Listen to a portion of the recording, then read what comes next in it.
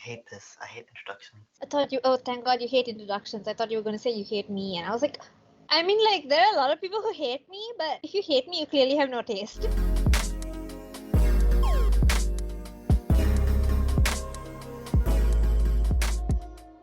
Hi everyone. So today we're gonna discuss body dysmorphia and gender dysphoria. How it overlaps and how it differs. And I have a little guest here, clearly. Me. By the way, this is Shamra from Kataboo.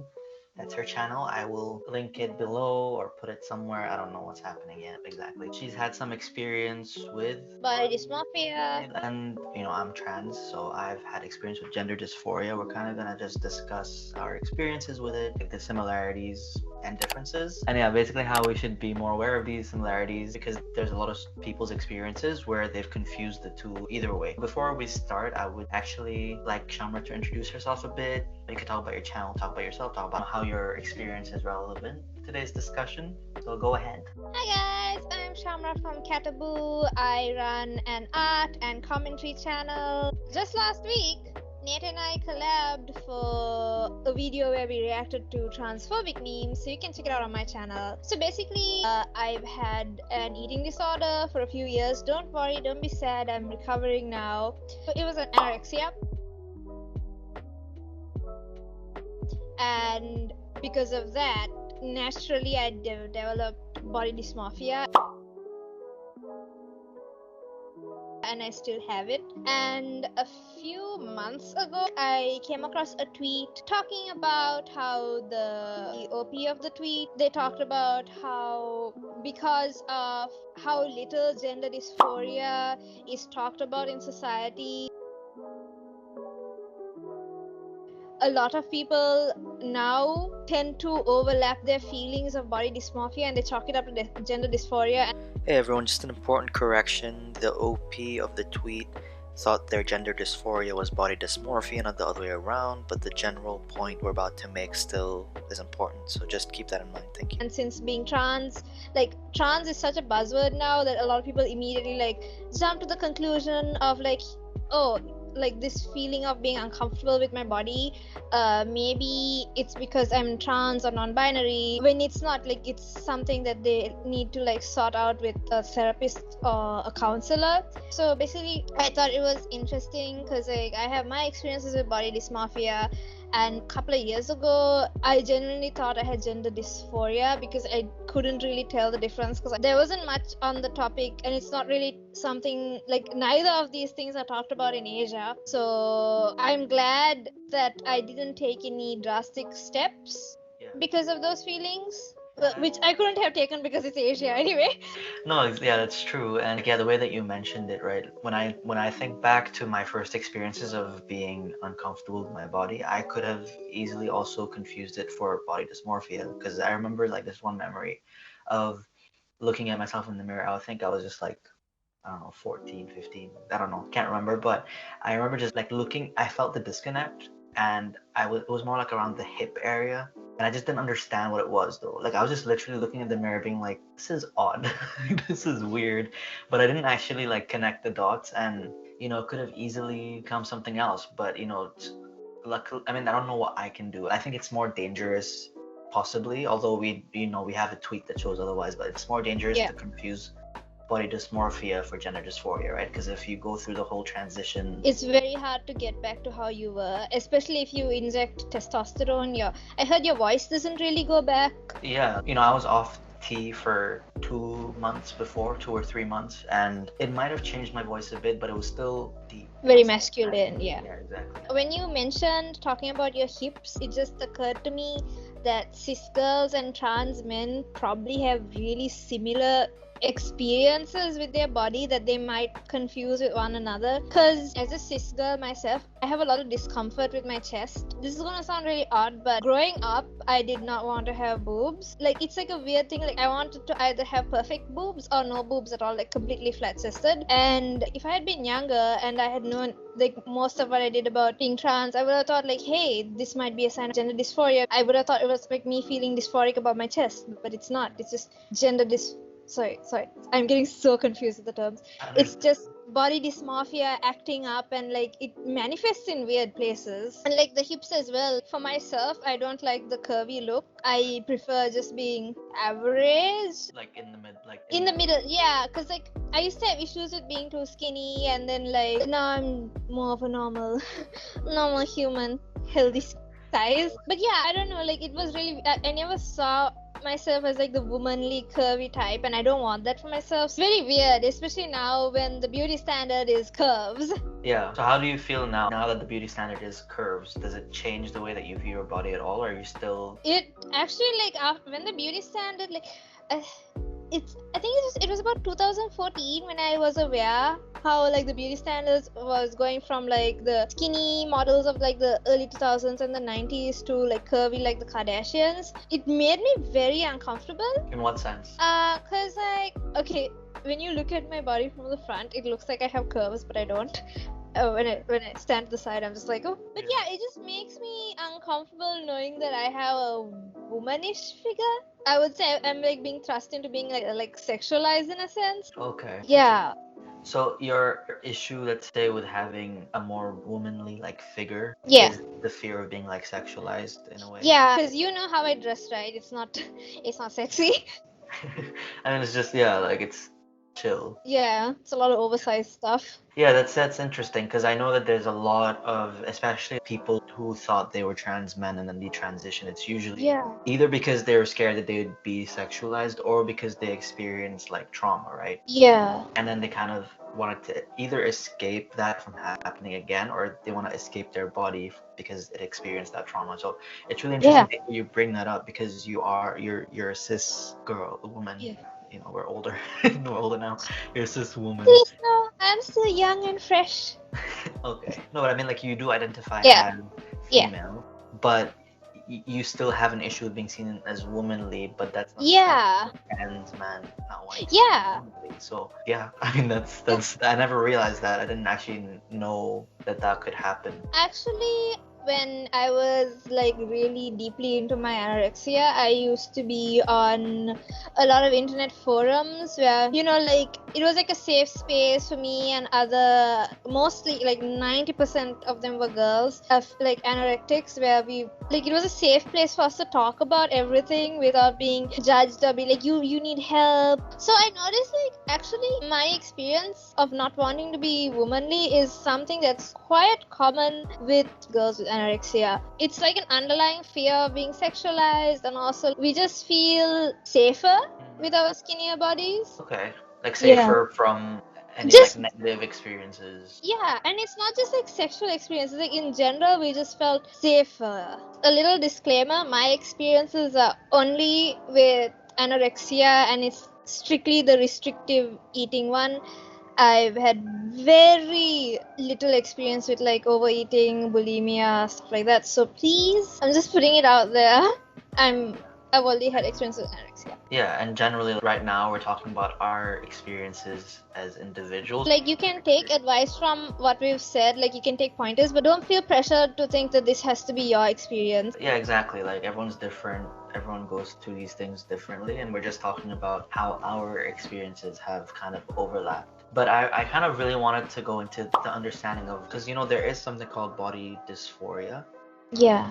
That's different to gender dysphoria, and it's different to body dysmorphia, right? Yeah. Because my understanding is body dysmorphia is where like you don't really see your body the way it really is. Yeah, and you've probably experienced that with me because I always call myself fat. Yep. And it makes me angry, but I understand that. And I still do like before 15 minutes before the call started, I passed by my mirror and I was like, God, I've gotten so fat, but I'm not fat.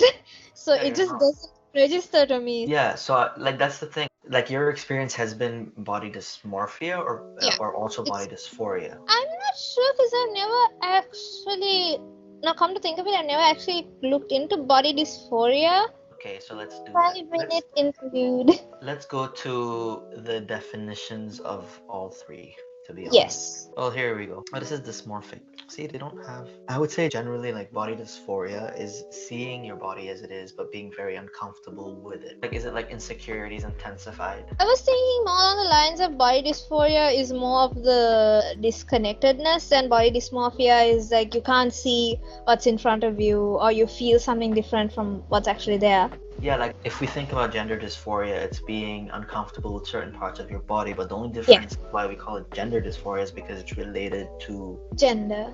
of the gender, right? Like it's specifically because this makes me feel like I'm further away from the gender I identify with. Yeah. Like a general dysphoria would just be discomfort, I guess, or like change something about you. Yeah, and that's like the whole premise of an eating disorder. You want to change some. But that's not dysmorphia. No. But it's interconnected, right? Yeah, it's kind of.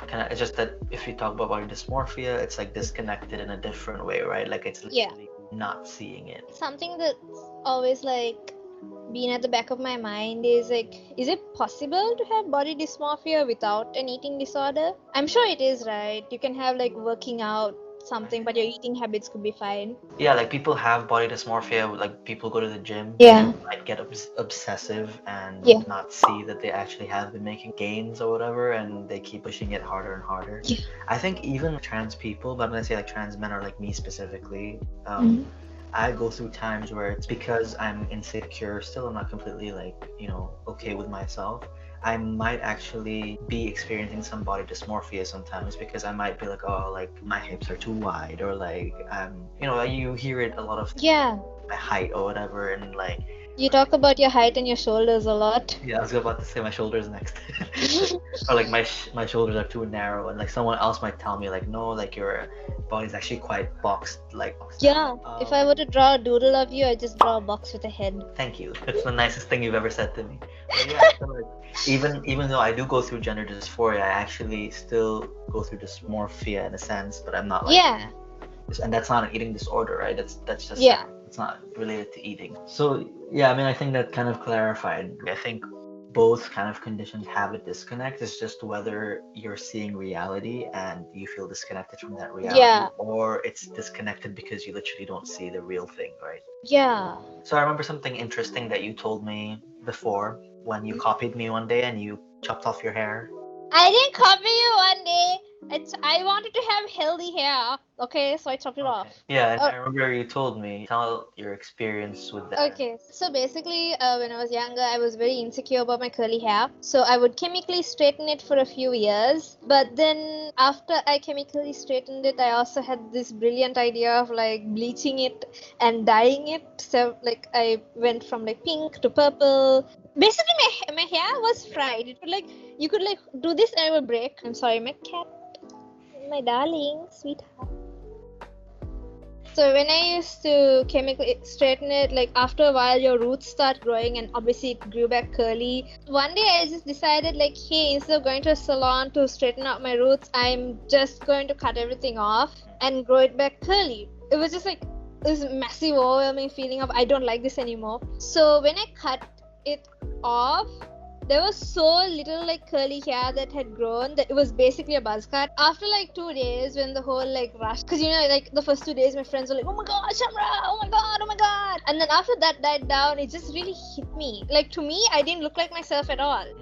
Because while I always had short hair, it would always frame my face. So for the first time, it just hit me that I look like my brother. Hit me like, oh my god. And that made me feel so uncomfortable because like I always knew that I was never like the most feminine looking person because my jawline is a bit sharper, and when I didn't wear makeup, some people did mistake me for a boy, and I didn't know how that made me feel. I mean, to be fair, I feel like our hair does a lot of the gendering for us. Yeah, right? Whenever people thought I was a boy, it was because all my hair was up in a beanie and I was wearing like really tomboyish clothes, or probably clothes from the men's section anyway. Yeah, so it's not really about like the face necessarily. So yeah, and then like for the first few weeks of having my hair like that, it was very uncomfortable for me. It was like more than ever, I felt so much more disconnected with my body, and I always associated feeling pretty with feeling feminine, and because I wasn't feeling feminine, I didn't feel pretty, and then it just made me like think like,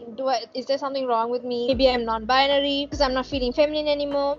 And then actually, like a classmate of mine, he asked me like, hey, are you non-binary? He's like super open, so he meant it in like a nicest way possible. Because like he was like, oh, I always noticed you always wear oversized clothes, even when your hair was long, blah blah blah. Being asked that, just like asked that, I was just like, oh, am I? Because you know what I answered him?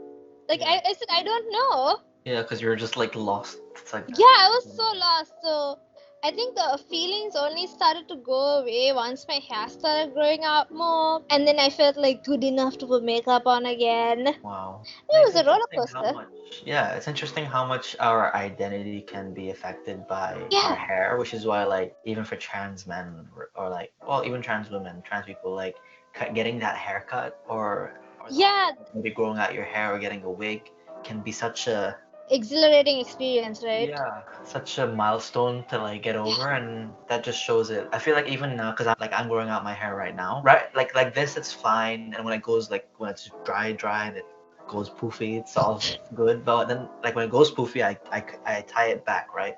Yeah, And sometimes like because I can't tie it up in a bun yet, and it's kind of like up here, but there's still hair. Sometimes I yeah. look in the mirror, it kind of triggers me a bit. Oh, Which is weird because like I have a beard and everything. Like there's nothing feminine about it, but I look so much more like how I used to in a way. yeah, Obviously, when I first went on T, I had chopped my hair off, and then the other changes came along. So like I started to look really different yeah, pre-T.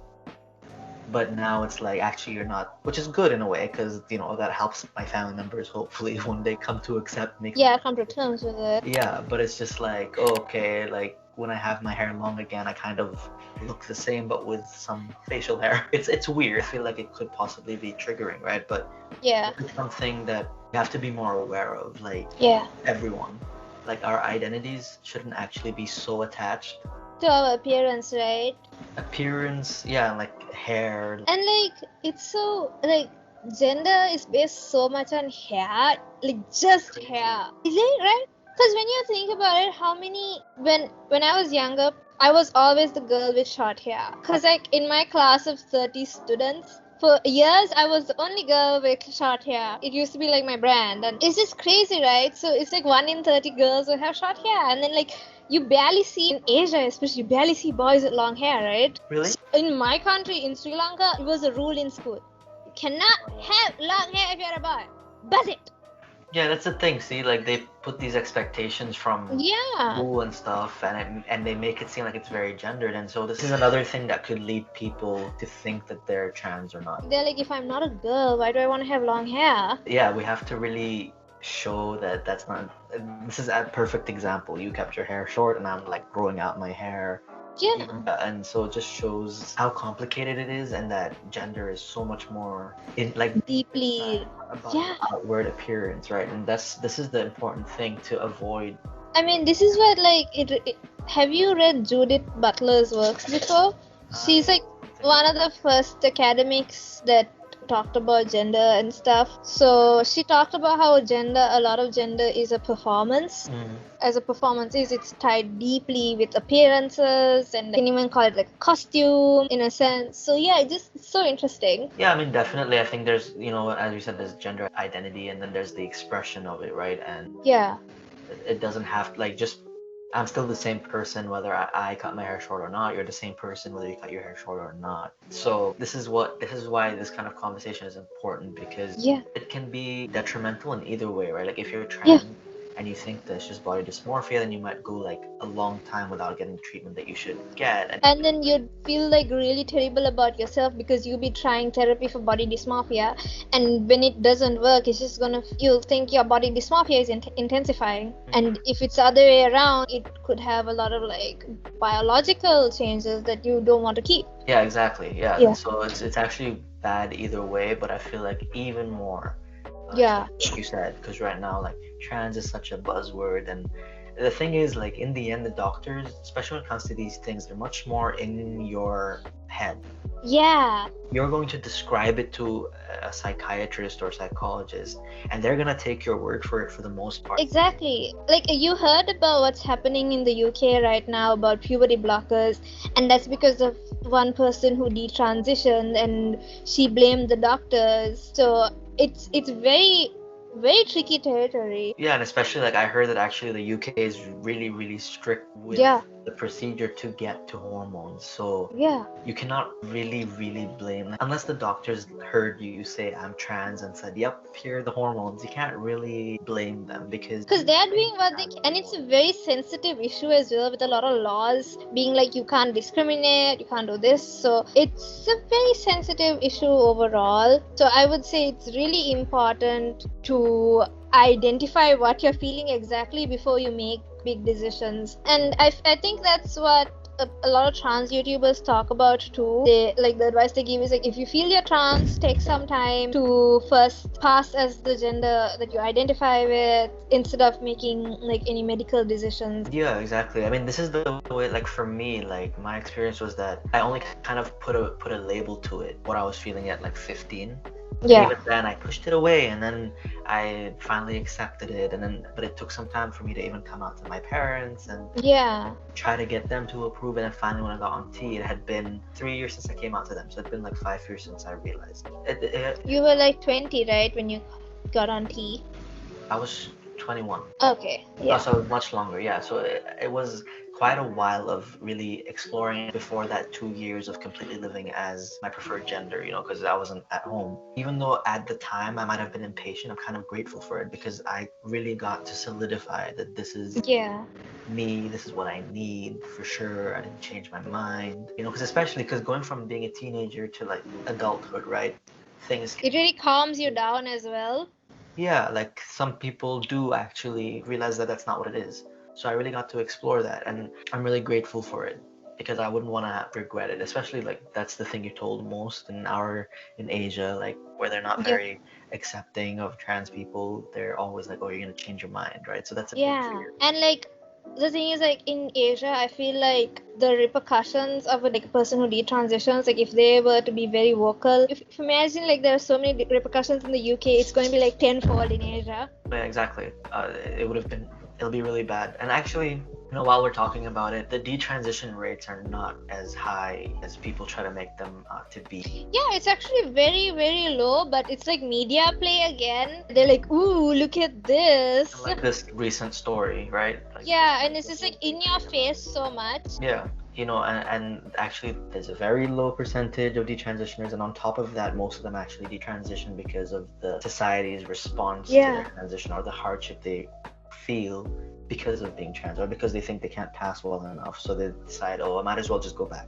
So it's not that they weren't trans or like they were wrongly diagnosed. It's just like society is making it so hard for people to just live. But then there's people like that the recent detransitioner who's making it even harder, so that's great.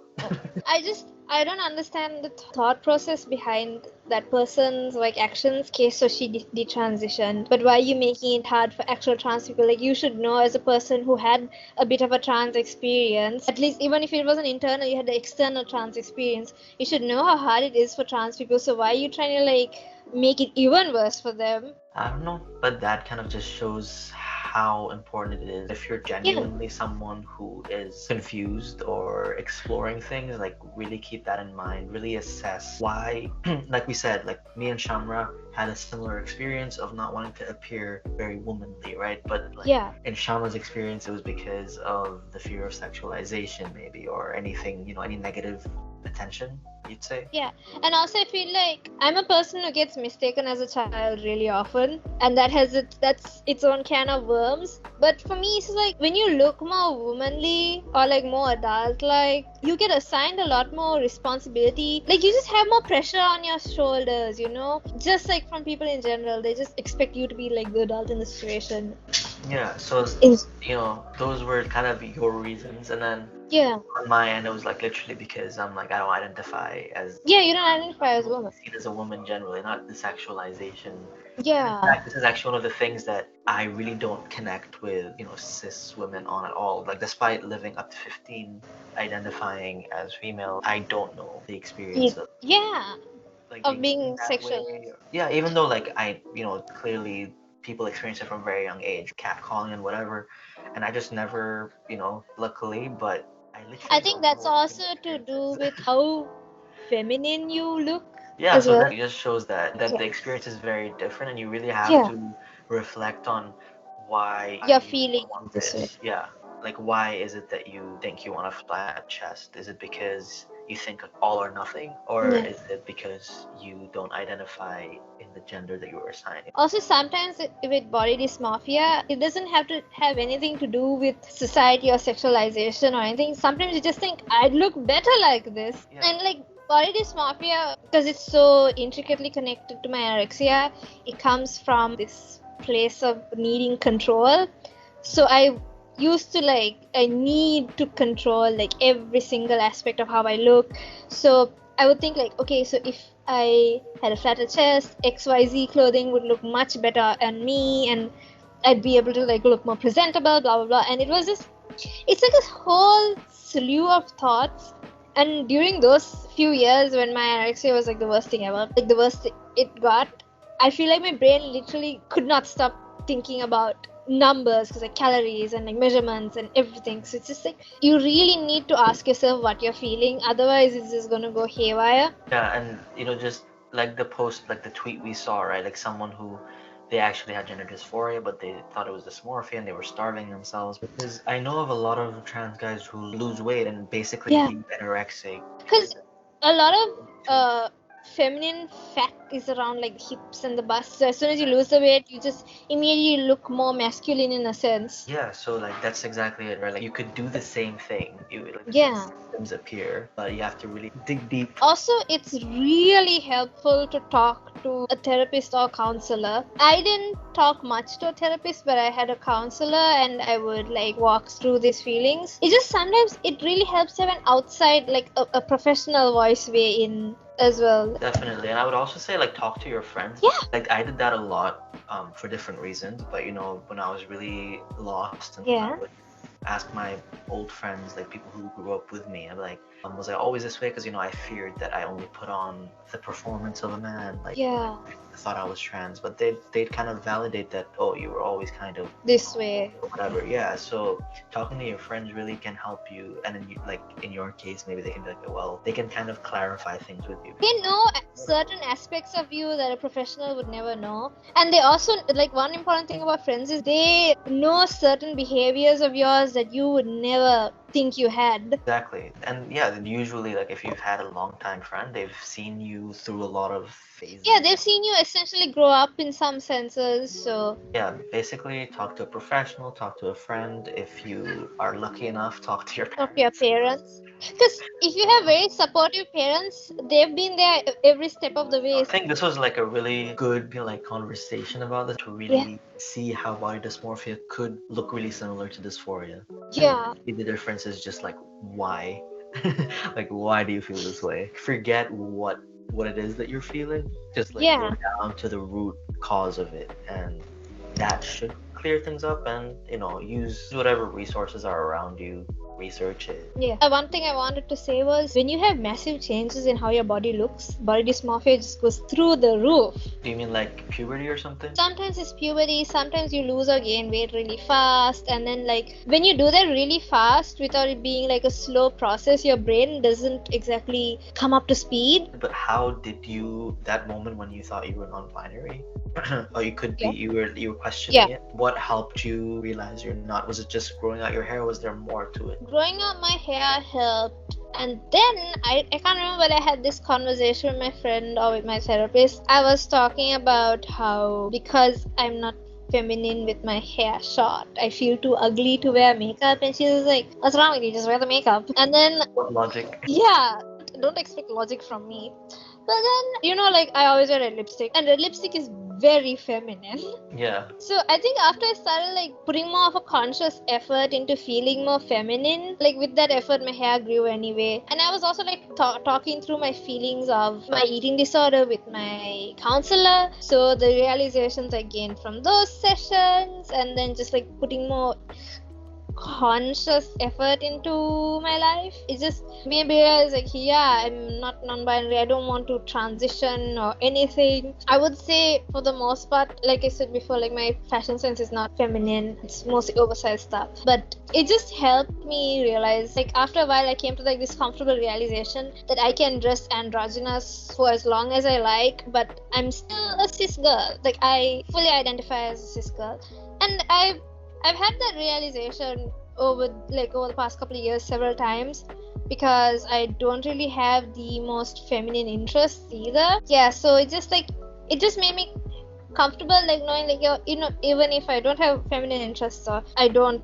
really like align with what society wants the quote unquote normal girl to be, I'm still a cis girl and I'm comfortable with that. Like I don't want to transition, and I don't feel like I'm non-binary. And yeah, like it takes a while like for you to feel comfortable in your realization, but it's really worth not rushing into things. Your response just shows that literally give it time. Like when Yeah.